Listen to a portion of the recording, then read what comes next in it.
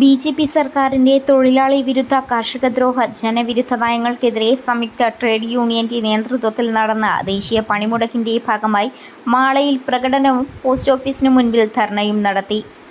MK. Babu, V S. Gopalakrishnan, Sugathan Mandala, Sukhith Ravi, Sabu Paul, K C. Appu, Sampan, K V. Davis, Mani തുടങ്ങിയവർ പ്രകടനത്തിന് നേതൃത്വം നൽകി. എ.ഐ.ടി.യു.സി. മാള പഞ്ചായത്ത് പ്രസിഡന്റ് സഖാവ് എ.കെ. ബാലൻ അധ്യക്ഷത വഹിച്ച ധർണാ സമരം കർഷക സംഘം ജില്ലാ കമ്മിറ്റി അംഗം സഖാവ് പി.കെ. ഡേവിസ് മാസ്റ്റർ ഉദ്ഘാടനം ചെയ്തു.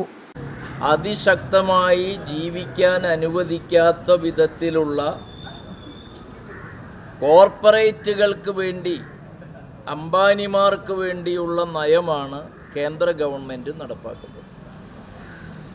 തൊഴിലാളിയുടെ അവകാശം എന്ന് പറയുന്നത് മെയ് ദിനത്തിൻ്റെ സ്മരണകൾ അയവിറക്കുന്ന സാർവദേശീയ പശ്ചാത്തലമുണ്ട്. ആ സാർവദേശീയ പശ്ചാത്തലത്തിൽ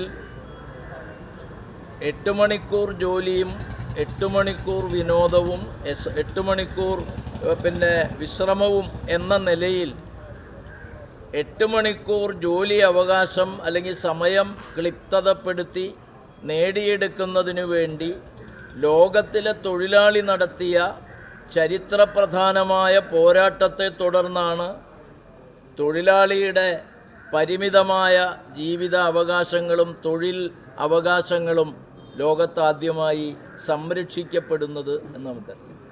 സംയുക്ത തൊഴിലാളി എ.ഐ.ടി.യു.സി. നേതാക്കളായ P K. Vishwambharan, P. Santhosh, A K. Gangadharan, C R. Rajeev, CITU. നേതാക്കളായ നൌഷാദ്, ദേവകി, ബഷീർ തെക്കത്ത്, മനോഹരൻ എന്നിവർ ധർണയെ അഭിവാദ്യം ചെയ്ത് സംസാരിച്ചു.